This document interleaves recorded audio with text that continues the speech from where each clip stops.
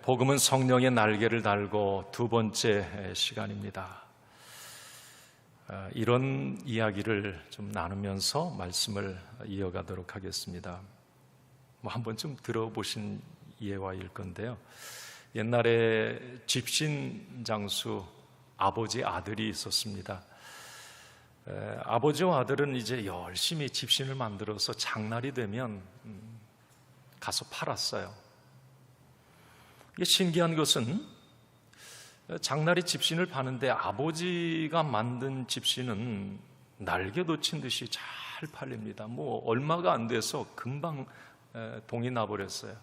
그런데 이상한 것은 아들이 만든 이 집신은 항상 반도 못 팔고 이게 번번이 돌아오는 거예요. 이게 판매량에서 아버지를 절대 능가할 수가 없었습니다. 아니, 생각해 보세요. 같은 재료, 같은 모양, 같은 장소에서 만든 거 아닙니까? 왜 이런 차이가 나지? 아들은 늘 그게 궁금했어요. 아버지에게 저한테 좀 노하우 좀 가르쳐 주세요. 아버지 집신은 왜 그렇게 잘 팔립니까? 근데 아버지는 가르쳐 주질 않아요. 침묵을 합니다. 그러던 어느 날 아버지는 이제 운명 직전에 다다르게 되었고, 아버지가 비법을 가르쳐 주겠다고 아들을 부르는 거예요. 아들 입장에서 진작 가르쳐 주지, 돌아가시 직전에 이게 나를 부른다 투덜거리면서 그래도 아버지의 그 비밀을 알기 위해서 갔는데, 아버지가 운명 직전에 딱 한마디 했어요. 털. 뭐라고요? 털. 무슨 말인지 모르겠어요. 털. 비법은 뭐였느냐면 집신의 마지막 잔털 제거에 있었던 거죠. 가만히 아들이 생각해 보니까 아버지가 살아계실 때 꼭 집신을 만들어 놓고 시간 날 때마다 오갈 때마다 이 잔털을 뜯어냈던 것을 이 기억에 떠올리게 됐던 겁니다. 사소한 것 하나, 디테일의 차이입니다. 똑같은 재료, 똑같은 환경, 똑같은 장소에서 음식을 만들어도 대박 나는 집이 있고 쪽박 차는 집이 있습니다. 뭐가 다른 게 없어요. 뭔가가 있으니까 그런 게 아니겠습니까? 여러분, 교회도 마찬가지입니다. 똑같은 지역, 똑같은 건물이라도 건강한 교회, 부흥하는 교회가 있고 그렇지 못한 교회가 있습니다. 우리 그리스도인에게 적용해봐도 틀리지 않습니다. 똑같은 예수 믿지요? 우리 다 같이. 똑같은 복음, 똑같은 교회를 다녀도 믿음이 성장하고 응답이 있고 풍성한 삶을 사는 사람이 있는가 하면 그렇지 못한 경우도 많아요. 무엇이 이런 차이를 만들어낼까? 저는 제가 통계적으로 한번 목회하면서 봤어요.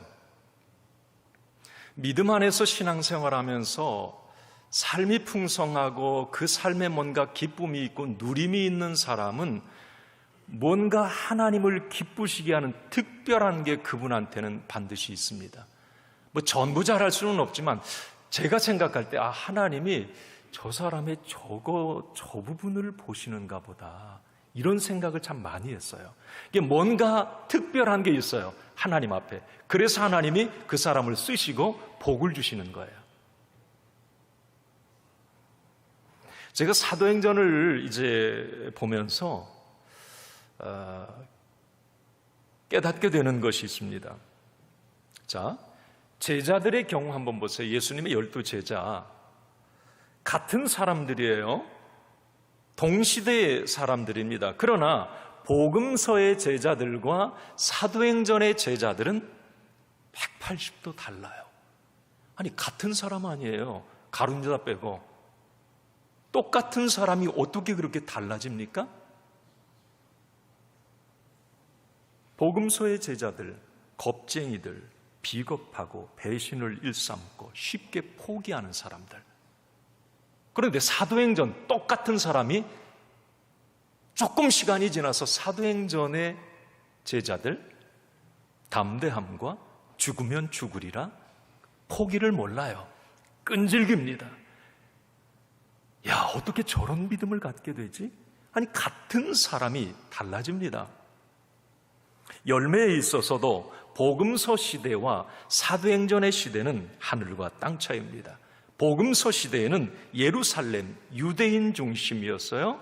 그러나 사도행전 시대는 땅끝 모든 민족에게 흘러갑니다. 자, 그러면 무엇이 이런 차이를 만들어내느냐? 저는 이게 이제 오늘 말씀의 중요한 핵심 내용입니다. 무엇이 이런 차이를 만들어냅니까? 열매에 있어서도 무엇이 사람을 이렇게 바꿨습니까? 사도행전 시대에는 복음서 시대에 없었던 특별한 게 있었어요. 오늘 말씀의 제목이 무언가 특별한 게 있다입니다. 사도행전의 시대에 뭔가 특별한 게 있었어요. 그 특별한 게 뭘까? 그것이 바로 성령입니다. 뭐라고요? 성령입니다. 복음서와 사도행전의 분수령은 성령입니다. 겁쟁이를 순교자로 바꾼 것도 성령이고요. 변방의 복음을 세계 중심의 복음으로 바꾼 것도 성령입니다. 핍박자 사울을 전도자 바울로 바꾼 것도 성령입니다. 가는 곳마다 표적과 기적, 변화와 성장, 반전과 역전의 역사를 일으킨 것도 성령입니다. 한마디로 이 성령님은 갈 수 없는 곳에 가게 하셨고, 만날 수 없는 사람을 만나게 하셨고, 할 수 없는 많은 일들을 이 성령은 하게 하셨습니다. 참으로 이 성령, 우리가 성령 충만하십시오, 성령 세례 받으십시오, 성령 체험하십시오. 아니, 도대체 이 성령이 무엇이기에 이렇게 사람을 바꾸어 놓고, 사회를 바꾸어 놓고, 교회를 바꾸어 놓고. 자, 여러분, 성령님은 어제나 오늘이나 동일하신 분이세요.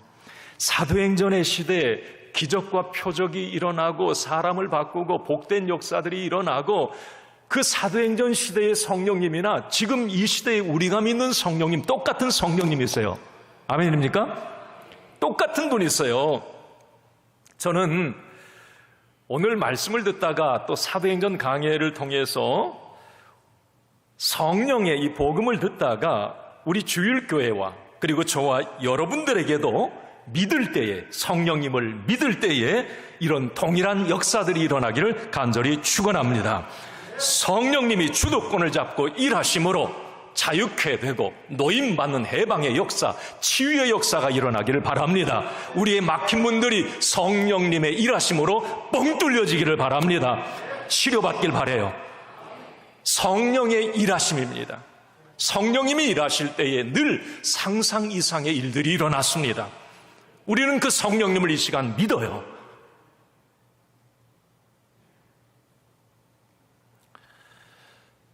오늘 이제 우리는 바울의 3차 전도 여행을 한번 살펴보고자 합니다. 우리가 1, 2차 전도 여행은 이미 우리 사도행전 강해를 통해서 3년 전부터 말씀을 나눠왔어요. 몇 달씩. 자, 오늘 이제 3차 전도 여행, 사도 바울의, 사실 이 바울의 전도 여행은 성령님의 주도권이었습니다. 그러니까 바울은 질질 끌려다닐 뿐이었어요. 성령님께서 가라 하면 가셨고, 여기 가려고 하는데 막으세요. 저쪽으로 가라. 그럼 그쪽으로 성령님 인도하는 대로 가셨고, 그런데 성령님의 주도권을 인정하면서 갈 때마다 하나님이 사람을 준비하셨고 만나게 하셨고 거기에 교회를 세우게 하셨죠. 할렐루야. 놀라운 역사들이 일어났단 말이에요. 자, 사도 바울의 3차 전도 여행도 성령님께서 주도권을 잡고 이끌어 가십니다. 자, 이제 우리가 1, 2차 전도 여행, 우리가 2부 예배 때 지난주에는 이 지도를 좀 보다가 시간이 도저히 안 되더라고요. 그래서 우리가 3차 전도 여행 이제 성령의 막 역사들을 이제 우리가 쭉 드라마틱하게 이제 좀 보게 될 건데, 먼저 오늘은 전체적으로 이 3차 전도 여행의 지도를 한번 좀 보면서 제가 간략하게, 긴 시간이 아니지만 간략하게 좀 설명을 드릴게요. 3차 전도 여행이 오늘, 사실 3차 전도 여행 오늘 19장 1절부터 보셨지만 18장 23절부터 시작이 돼요. 자, 그럼 18장 23절 3차 전도 여행의 시작이 이렇게 되어 있습니다. 한번 읽습니다. 얼마 있다가 떠나 갈라디아와 부르기아 땅을 차례로 다니며 모든 제자를 굳건하게 하니라. 저기 얼마 있다가는 2차 전도 여행이 끝난 다음에 사도 바울은 곧바로 짐을 꾸려서 얼마 있다가 다시 2차 전도 여행 때 세운 교회들, 제자들을 만나면서 갈라디아와 부르기아 땅을 거쳐서 이제 전도 여행을 다시 시작하는 거예요. 자, 그러면 3차 전도 여행 한번 지도 한번 좀 보여주세요. 자, 저기 십자가 이제가 있는 것은 교회들을 말합니다. 바울이 1차, 2차 전도 여행하면서 세운 교회들이 맨 밑에는 예루살렘 교회고, 그 위에가 수리아 안디옥 교회, 저기 위에 가운데 비시디아 안디옥 교회, 저쪽 끝에 맨 위에 빌립보, 데살로니가, 고린도, 이 교회. 이게 바울이 이제 1, 2차 전도 여행을 하면서 세운 교회들, 교회가 그렇게 세워졌어요. 자, 그리고 이제 3차 전도 여행을 또 바울이 가게 됩니다. 자, 어디에서 출발하나요? 수리아 안디옥. 저 수리아 안디옥을 여러분, 안디옥, 우리 안디옥 교회도 있다 막 그러는데, 안디옥은 참 훌륭한 교회예요. 이방 선교의 어떤 거점이기도 했고요. 바울이 늘 전도 여행하고 돌아와서 쉼을 얻고 다시 이 짐을 꾸려서 출발한 데가 저 수리아 안디옥 교회입니다. 네, 선교사들을 많이 파송하고. 자, 출발합니다. 3차 전도행. 바로 다소로가, 이 다소는 여러분 어떤 데인지 아세요? 사도 바울의 고향입니다. 바울. 다소에서 더베로, 더베에서 루스드라, 루스드라에서 이고니온, 이고니온에서 비시디아 안디옥. 자, 저기가 비시디아 안디옥, 이고니온, 루스드라, 더베, 저쪽을 갈라디아 지역이라고 얘기를 합니다. 바울이 1차 전도 여행 때 저기를 가서 다 만나서 이제 교회들도 세워지고, 2차 전도 여행 때 저기를 또 방문하고 또 이제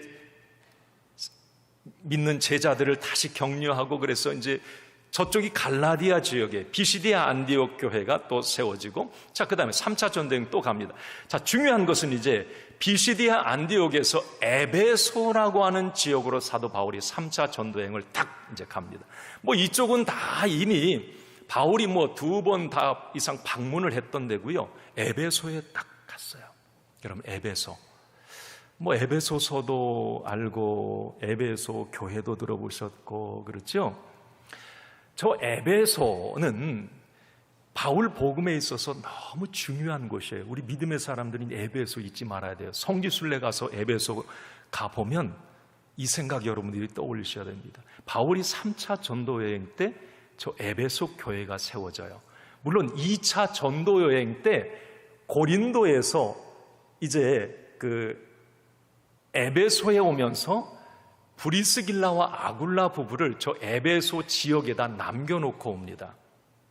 고린도에서 이 고린도 교인이었던 브리스길라와 아굴라 부부가 저 2차 전도 여행 때 저 에베소에 머물고 바울은 돌아와요. 3차 전도 여행 때 저 에베소를 또 간 거예요. 자, 3차 전도 여행 때 가서 바울은 저 에베소에서 3년 가까이 사역을 합니다. 3차 전도 여행 전부는 에베소예요. 그렇게 보시면 돼요. 사실 정확하면 2년 3개월이에요. 유대인의 회당에서, 에베소 지역 유대인의 회당에서 복음 전하다가 유대인들의 핍박에 의해서 그 회당에서 쫓겨나죠. 3개월 만에 두란노 서원에 가서 2해 동안 또 복음을 전합니다. 이 두란노 서원 같은 경우는 좀 이따 좀 잠깐 설명을 드리도록 하고요. 자, 에베소에서 사도 바울은 어떤 성경을 씁니까? 고린도 전서를 쓰게 됩니다. 3년 동안 저기에 머물면서 고린도 전서뿐만이 아니라 여러 서신서를 썼던 것 같아요. 그런데 성경에 확실히 드러나는 것은 고린도 전서예요. 왜 그러냐면 에베소에 있는 동안에 사실 고린도의 디모데가 이제 목회를 하고 있는데 고린도 2차 전도 여행 때 세워진 이 고린도 교회에 파벌 싸움이 일어나고 교회가 시끄럽다는 이야기를 사도 바울이 에베소에서 듣죠. 아픈 마음으로 이제 디모데에게 고린도전서 편지를 써서 보냅니다. 그리고 이제 에베소에서 복음을 전하는데 놀라운 역사들이 일어났고 성경에 보면 그런데 거기에서 이제 폭동이 일어나게 돼요. 이 주의 복음이 들어가니까 그 복음을 막는 어떤 이 세력들이 이제 일어나게 됩니다. 제가 후에 또 설명을 드릴게요. 어떤 폭동인지. 거기 폭동이 일어나니까 이 에베소에 바울이 머물지 못하고 위로 사실 피난 간 거예요. 근데 피난 가도 복음 전합니다. 미둘렌에 가서 아소에 가서 이제 드로아에 가서 배를 타고 어디 빌립보 다 바울이 이 전도 여행할 때 다 돌았던 것이죠. 2차 전도 여행 때. 빌립보에서 이제 하나 중요한 일이 일어나죠. 3차 전도 여행 때 빌립보에서 이 고린도에 있던 디도가 좋은 소식을 가지고 옵니다. 어떤 소식이냐면 고린도전서 편지를 받은 고린도 교인들이 이제 은혜를 받은 거예요. 그러면서 교회가 평안해지고 이제 많은 부분 고린도 교회가 회복되었습니다. 이 기쁜 소식을 디도가 가지고 옵니다. 바울의 입장에서는 지금 폭동을 피해서 빌립보에 와 있는데 속상했을 거예요. 그런데 디도가 기쁨의 소식을 가지고 오면서 너무 기뻤어요. 고린도 교회가 평안해졌습니다. 싸움이 없어졌습니다. 기쁨으로 써보낸 편지가 고린도 후서예요. 빌립보에서 고린도 후서. 바울이 고린도 후서 1장에 보면 막 위로를 받았다 막 계속 그래요. 그러면서 이제 내려와서 데살로니가, 베레아, 고린도에 이제 와서 고린도에서 사도 바울이 3차 전도 여행 때 이제 로마서 3개월 머물러요. 고린도에서 약 3개월 3차 전도 여행 때 그때의 로마서를 이제 씁니다. 그리고 다시 이제 고린도에서 사실 배를 타고 직접 이 에베소 그쪽 지역으로 건너가려고 했는데 이제 바울을 죽이려고 하는 이제 암살자들이 지금 준비하고 있다고 하는 얘기를 듣고 바울은 육로를 통해서 왔던 길로 다시 이렇게 돌아옵니다. 쭉쭉쭉쭉쭉쭉 이렇게 돌아와서 계속 돌아오죠. 똑같이 돌아오면서 또 성도들을 만나고 교회를 권면하고 쭉 이제 돌아옵니다. 계속. 그래서 밀레도에서 중요한 한 사건, 성경에 나오는 얘기죠. 에베소 교회 장로들을 초청해서 거기서 뜨거운 만남을 갖습니다. 이제 못 볼지도 모르는 그 어떤 안타까움을 가지고 아마 엉엉 울었던 것 같아요. 그 에베소 3년 동안 사역하면서 막 일어났던 제자들, 리더들과 함께 밀레도에서 만나서 이제 이별을 하고 바다라 그리고 계속해서 이제 두로에 와서 가이사랴, 예루살렘에 이렇게 오게 됩니다. 예루살렘에서 헌금 전달하고 제가 좀 이따 설명을 또 드리죠.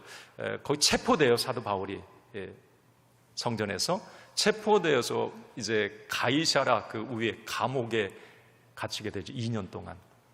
그러면서 이 사도 바울이 유대인들이 자기를 막 거기에서 감옥에 가둔 거예요. 자기는 로마의 시민권 가지고 있으니까 로마에 항소를 합니다. 나 로마 황제에게 재판받게 해달라. 그래서 이제 가이사랴에서 2년 후에 죄수의 신분으로 로마로, 그 사도 바울의 로마 전도 여행이, 로마에 가서는 사실 좀 자유롭게 가택 연금 상태지만 복음을 전할 수 있었기 때문에 이제 이런 부분들은 좀 후에 우리가 이제 말씀을 통해서 하나하나 나누어 가도록 하겠습니다. 어쨌든 사도 바울 3차 전도 여행 에베소라고 하는 여기를 여러분들이 중요하게 보셔야 돼요. 오늘 본문도 에베소에서 있었던 일입니다.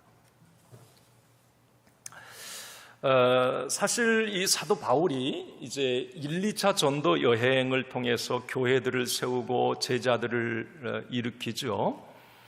그리고 3차 전도 여행의 중요한 것은 그 교회들을 다시 방문하고 또 제자들을 격려하고 응원하는 일뿐만이 아니라 지금 본부교회였던 예루살렘 교회가 상당히 유대인들의 핍박을 통해서 어려워진 거예요. 처음에 여러분 사도행전 1장 2장 막 3,000명, 뭐 5,000명 막 2장 3장에 그렇게 부흥했던 예루살렘 교회가 너무 약해진 거예요. 바울의 입장에서는 너무 안 돼 보이잖아요. 그래서 1, 2차 전도 여행하면서 세운 교회 성도들에게 헌금을 모아다가 이 3차 전도 여행 때 이제 마칠 때 예루살렘에 가서 그 교회에 헌금 전달하는 일도 합니다. 그리고 체포되는 거예요. 어쨌든 오늘 이제 바울의 3차 전도 여행의 중심 거점이었던 에베소에 도착했을 때의 일입니다. 1절 말씀을 한번 봅시다. 같이 읽습니다. 아볼로가 고린도에 있을 때에 바울이 윗지방으로 다녀 에베소에 와서 어떤 제자들을 만나, 자, 윗지방이라고 하는 건 아까 갈라디아, 부르기아 지방으로 이제 3차 전도행 쭉 다녀서 윗지방으로 다녀 에베소에 왔어요. 예전에 2차 전도행 때 브리스길라 아볼라 부부를 거기 남겨놓았기 때문에 아마 이 부부가 거기에서 막 전도도 하고 막 했을 거예요. 좀 뭐 성도들이 여기 보니까 본문에 보니까 12명쯤 되었다고 그러는데, 뭐 12명 여러분 작게 보지 마세요. 개척교회에서 12명은 엄청난 겁니다. 에베소에 한 12명쯤 된 이 사람들이 이제 있었던 거죠. 자, 그 사람들이 이제 에베소에 와서 사도 바울이 만나는 겁니다.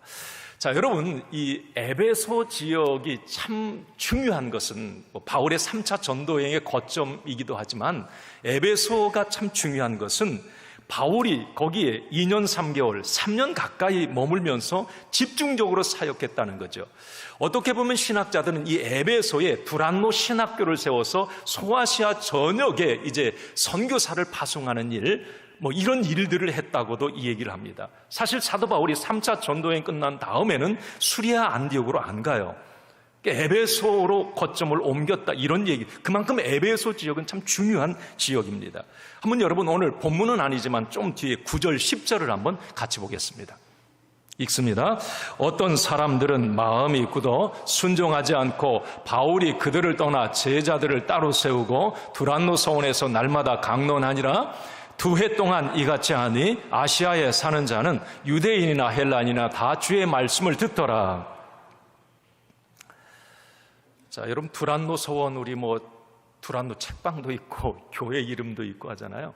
바울이 에베소 지역에서 유대인의 회당에서 3개월 복음 전파하다가 쫓겨나요. 같은 에베소 지역 저기에 있는 두란노 서원. 이 두란노 서원은 사람 이름이에요. 그 서원에 자기 이름을 두란노라고 하는 사람이 운영하는 그 서원을 빌려서 그 사람도 예수 믿게 되었는가 봐요. 거기서 2년 동안, 2해 동안 복음을 전하는 거예요. 그게 신학교 역할을 했던 것은 분명합니다. 어쨌든 자, 에베소, 왜 사도 바울은 에베소를 집중 타겟으로 3차 전도여행을 에베소 지역을 삼았을까?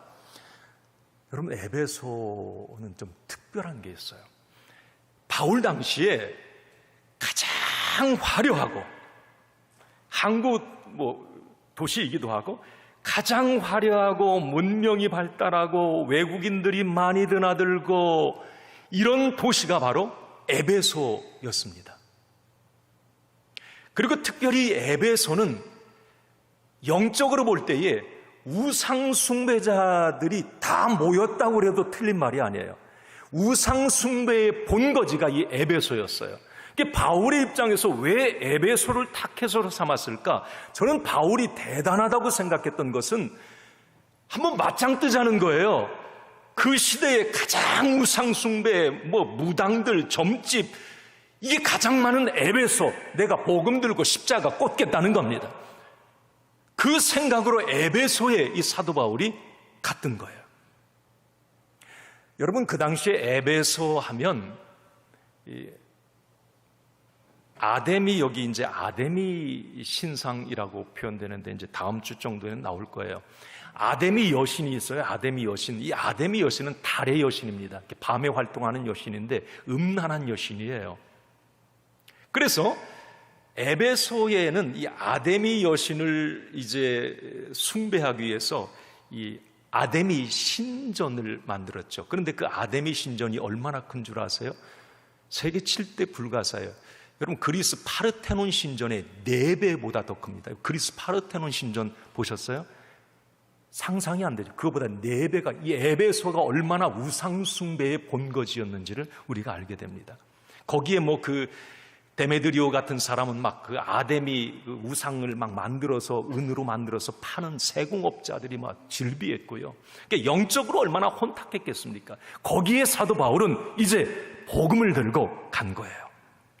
그러니까 거기에서 사도 바울이 3년 동안 사역하면서 엄청난 일들이 일어납니다. 뭐 바울 손수건을 얹으면 막 병든 자들이 낫게 되고요. 그 영적으로 혼탁하면 여러분 어때? 귀신 들린 사람들이 많아요.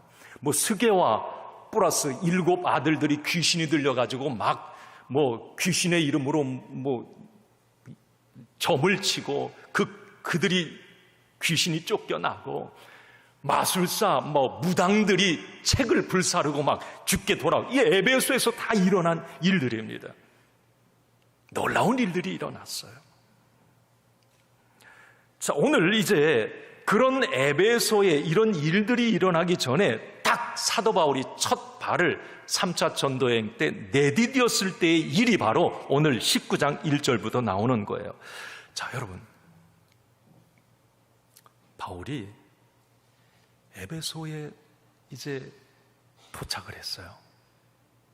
아마 브리스길라 아굴라 부부가 거기서 사역을 하고 있었으니까 뭐 만남의 기쁨도 생각했겠고, 얼마나 성도들이 모였을까?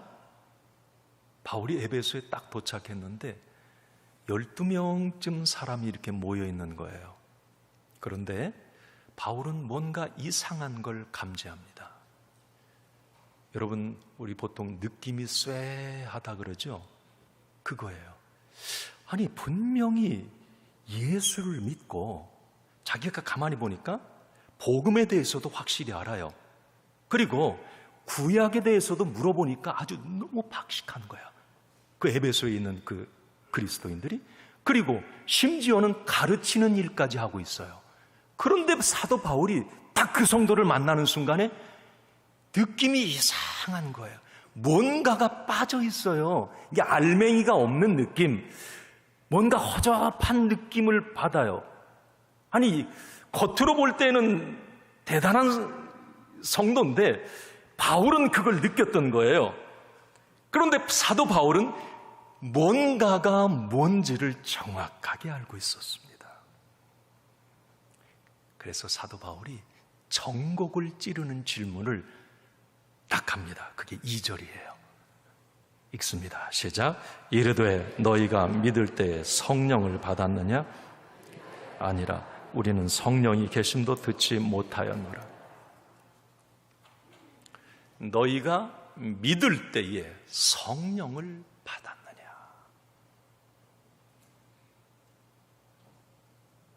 아주 중요한 질문입니다. 이건 지금 사도행전 시대에 교회와 그리스도인의 정체성을 묻는 본질적인 질문이에요. 너희가 믿을 때에 성령을 받았느냐? 여러분, 이 의미는 두 가지입니다. 하나는 믿을 때에, 그래 너희들 지금 십자가와 부활의 복음을 믿고 있는 건 나도 안다, 이 말이에요. 너희가 믿을 때 그 믿음이 너희에게 있어. 그런데 이것만 가지고는 안 된다. 믿을 때에 성령을 받았느냐? 이걸 체크합니다. 사도 바울은 그들을 볼 때에 복음으로 무장되어 있고 그 복음으로 가르치는 일까지 하고 전도도 하고 봉사도 열심히 하는데 바울은 감지를 한 거예요. 성령이 느껴지지가 않는 거예요. 그들에게 냉랭한 겁니다. 뭔가 사도 바울이 그걸 알았기 때문에 이 질문을 한 거예요. 너희 지금 믿음 가지고 있지? 그런데 성령을 너희들 받았어? 이 질문을 합니다. 여러분, 왜 이 성령 받는 게 그렇게 중요할까요? 아니, 그냥 복음만 가지고 나 예수 믿는데 십자가와 부활의 복음을 믿는 것만 가지고 믿음 생활하면 되지 않습니까? 맞습니다. 그러면 됩니다. 자, 그러나 왜 성령 받았느냐? 왜 성령이라고 하는 것이 중요한가? 한번 예수님의 제자들 예를 제가 한번 들어볼게요. 예수님이 제자들 12명 뽑았잖아요. 3년 동안 복음의 본체이신 예수님과 함께 생활했죠. 예수님의 설교, 기적, 사역들을 직접 제자들은 가까이서 눈으로 봤습니다. 그뿐입니까? 예수님의 십자가 부활의 사건도 그들은 다 목격을 했어요. 부활하신 예수님을 만났습니다. 부활하신 예수님이 막 쑥 그들 제자들 모여있는 곳에 가서 도마에게 다 만져보라. 이게 뒤집어지는 일이에요. 십자가와 부활이 믿어집니다. 심지어 예수님이 부활하신 이후에 40일 동안 그 제자들과 함께하면서 부활체로 제자들을 만나주시고 막 격려도 하시고 하세요. 승천하시는 장면까지 봅니다. 여러분, 이 정도면 뭐가 더 필요합니까? 이 정도로 예수 충분히 믿을 수 있지요. 자, 그러나 성경에 보면 여기까지의 믿음을 가지고 제자들이 한 일은 아무것도 없습니다. 숨고 도망가고 실망하고 낙심할 뿐이에요. 이들이 예수님을 안 믿는 게 아닙니다. 십자가와 부활, 재림, 메시아 다 믿었습니다. 그러나 이들에게 없는 게 하나 있어요. 그게 뭐냐? 성령입니다. 복음의 몸통은 있는데 성령의 날개가 없으니까 날아오르질 못하는 거예요. 그런데 여러분 어떻게 됩니까? 사도행전에 넘어오면서 이들이 마가의 다락방에서 성령 체험을 합니다. 불같이 바람같이 성령이 그들에게 임해요. 그들이 성령 충만하게 됩니다. 성령 받았을 때에 놀라운 변화가 일어나요. 똑같은 사람이 12제자 사람이 바뀌었습니까? 가룟 유다 빼고 다 똑같은 사람이에요. 자, 그러나 어떻게 그렇게 사람들이 바뀝니까? 성령 받은 그들은 세상 밖으로 뛰쳐나왔고 그들의 말에는 힘이 있었고 그들이 전하는 복음은 사회를 바꿨고 사람을 완전히 뒤집어 놓았습니다. 무엇의 차이인가요? 성령님이 있고 없고의 차이입니다. 그래서 오늘 에베소에 딱 도착한 이 사도 바울은 첫 일성이 그거였어요. 너희들 믿음 가지고 있는 건 내가 잘 아는데, 자, 믿을 때에, 그렇게 너희들이 믿을 때에 성령 받았느냐? 성령 충만하냐? 이걸 묻게 된 겁니다. 여러분, 성령님께서 일하실 때에 이런 놀라운 어떤 변화와 진동과 개혁의 역사들이 일어난다면 그 성령님은 아까도 말씀드렸듯이 그때의 성령님이나 지금의 성령님이나 동일하신 분이세요. 여러분, 저와 여러분들에게 사도 바울이 너희가 믿을 때에 성령을 받았느냐? 여러분, 아멘이기를 간절히 축원합니다. 너희가 믿을 때에 성령을 받았느냐? 아멘! 아멘!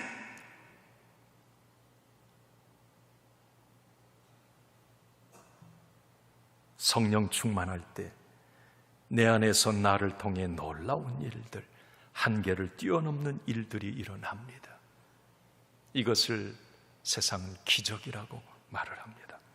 오늘 나에게 내 삶에 내 관계된 모든 것에 이런 성령의 역사, 성령의 열매들이 일어나기를 간절히 축원합니다.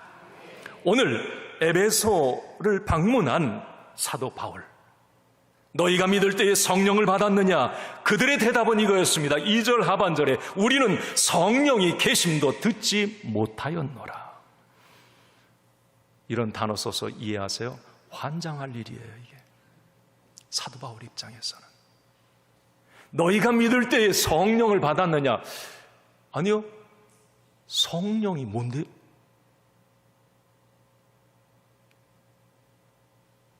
지금 사도행전의 역사는 성령의 역사거든요. 사도 바울은 이미 성령님이 누구신지, 성령님이 일하실 때 어떤 역사가 나타나는지를 다 알고 있어요. 그런데 사역하는 사람들이, 믿는 사람들이 성령을 지금 듣도 보지도 못했다고 얘기를 합니다. 황당했을 거예요. 그때 사도 바울은 안타까운 마음을 가지고 그 에베소 성도들을 위해서 다시 한번 아마 여기 오늘 내용에 있습니다만 한번 4절에서 6절 한번 봅시다. 4절에서 6절 쭉 이어서 한번 읽어봐요. 바울이 이르되 요한이 회개의 세례를 베풀며 백성에 말하되 내 뒤에 오시는 이를 믿으라 하였으니 이는 곧 예수라 하거늘 그들이 듣고 주 예수의 이름으로 세례를 받으니 바울이 그들에게 안수하며 성령이 그들에게 임하심으로 방언도 하고 예언도 하니. 아멘. 예수 믿으면서 도대체 성령이 뭐죠? 이렇게 말했던 그들에게 성령이 임했어요. 성령이 임하니 방언을 했어요. 예언도 했어요. 아마 그들 본인들 입장에서는 이거 엄청난 충격이었을 거예요. 아니, 성령 받으면 이런 일이 일어나? 여러분, 방언 해보신 분 어떠세요?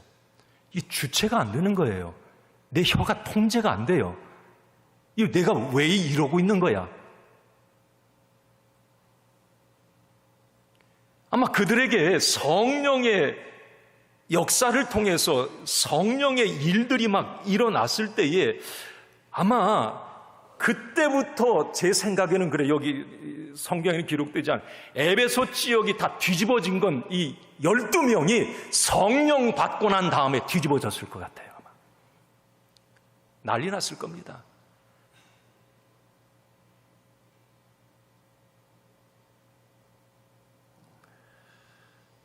이것이 바로 성령의 역사구나. 그들은 이제 깨닫게 된 거예요. 그 뭔가가 뭔지를 말이에요. 비로소 에베소 교회는 복음의 성령의 날개를 달고 날아오르게 됩니다. 자, 오늘 여러분 이제 말씀을 좀 마치면서 제 시간이 한 1, 2분 더 가더라도 이 부분은 좀 설명을 드리는 게 좋을 것 같아요. 여러분, 예수 영접과 성령 체험의 차이가 뭐예요?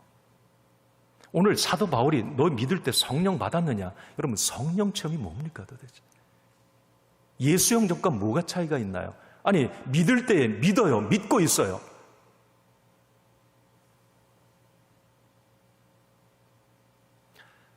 너무 긴장하신다. 이거.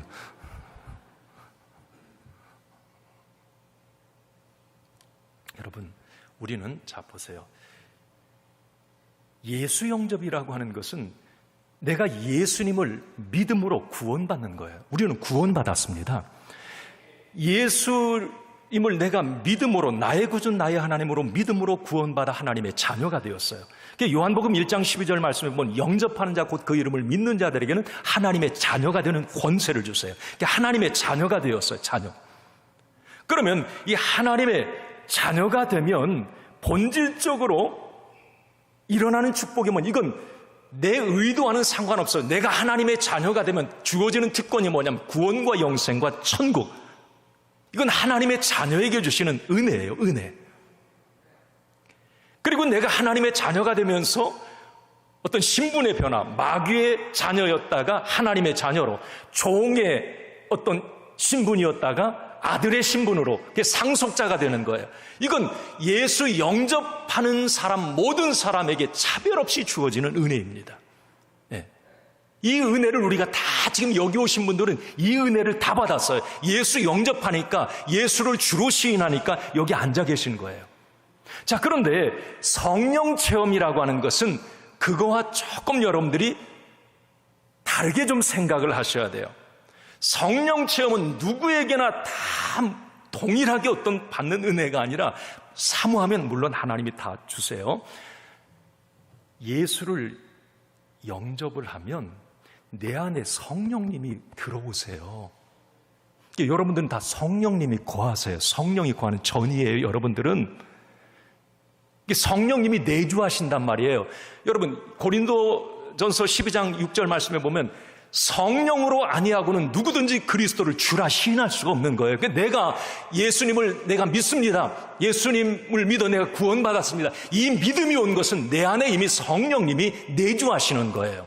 자, 그러면 성령 체험이라는 건 뭐냐면 내 안에 내주하시는 성령님을 내가 인지하고 알고 그분을 성령님으로 인정하고 인격적으로 만나는 거, 이걸 체험이라고 말합니다. 그러니까 여러분, 예를 이렇게 가능할까요? 바람이 지금 안 보여요. 맨날 인정 안 하고, 오늘 바람이 불어 막 이게 바람, 저게 바람이 인정이 되는 거예요. 이 체험이에요. 막 흔들리, 이 체험. 바람은 느리는데 인정을 안 해. 자, 우리가 성령님이 내 안에 내주하세요. 그러면 내 안에 내주하시는 성령님을, 성령님 인정합니다. 성령님 찬양합니다. 성령님이 내 인생의 주가 되어주시. 자꾸 성령님을 인정하고 찬양 높여드리고, 그럴 때에 이게 성령님과의 만남이, 이게 체험이라고 그래요. 그런데 이 체험은 어떤 특별한 타이밍, 계기가 사람들마다 다 있어요. 어떤 사람 부흥회 때 예수 믿다가 늘 성령님이 내 안에 계신데 그 성령님을 강하게 경험하는 거예요. 비록 내가 내 안에 성령님이 계셨구나. 어떤 사람은 개인적으로 고난을 만나서 막 기도하다 울다가 성령님을 강하게 만나요. 성령님이 계셨구나. 어떤 타이밍, 계기가 있단 말이에요. 이게 성령 체험이라고 얘기를 합니다. 그런데 이 성령님을 이제 체험하고 내 안에 계신 성령님을 인정하면서 그분이 나의 인생의 주도권을 확 잡으면 이제 이게 성령의 이끌림을 받는 인생이 되는 거예요. 그럴 때 내 삶에 복된 변화가 일어납니다. 습관이 변하고 생각이 변하고 가치관이 변하고 말이 변하고 모든 게 다 달라지게 되는 거예요. 희한하게 내가 성령님이 내 안에 계셔도 내가 내 인생 주도권 잡고 가면 성령님은 가만히 계세요. 답답하고 가만히 계세요. 그런데 성령님을 인정하고 그분을 높여드리고 그분을 앞세우고 주가 되게 하실 때에는 성령님이 일하게 되시는데 그때 내 삶에 변화들이 일어나는 거예요. 그때 비로소. 할렐루야. 이게 성령 체험하는 거예요. 성령 체험.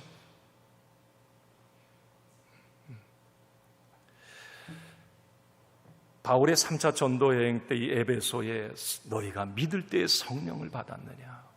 너무 중요한 질문이에요. 이렇게 결론 냈습니다. 사도행전 교회에 그 시대의 성도들에게는 무언가 특별한 게 있었어요. 바로 성령입니다. 오늘 저는 말씀을 통해 깨닫게 되는 것은 교회를 얼마나 오래 다녔느냐? 내가 무슨 직분을 가지고 있느냐 보다 더 중요한 것은 내가 믿을 때에 성령을 받았느냐 이거예요. 이게 더 중요한 거예요. 그래야 복음이 되고, 그리고 내가 성령을 체험하고 성령과 함께 할 때 놀라운 상상 이상의 일들이 일어납니다. 팍팍하고 공허했던 인생이 살맛나는 인생으로 바뀌어요. 뭔가 영적으로 주저앉고 나약했던 우리의 믿음에 영적 근육이 생깁니다. 막 성령이 막 일하시면 마른 내 삶에 하늘의 신령한 복이 임하는 것을 경험하게 됩니다. 이게 성령의 일하심이에요. 성령의 일하심. 자, 뭔가 특별한 게 있다. 그 뭔가는 성령님입니다. 참 좋으신 성령님이에요. 오늘 이 시간 간절히 사모하시고 그 좋으신 성령님을 인정하시고 여러분 체험할 수 있기를 바랍니다. 그래서 여러분들에게도 뭔가 특별한 것을 가진 그런 특별한 성도의 간증들이 이어지기를 간절히 축원합니다.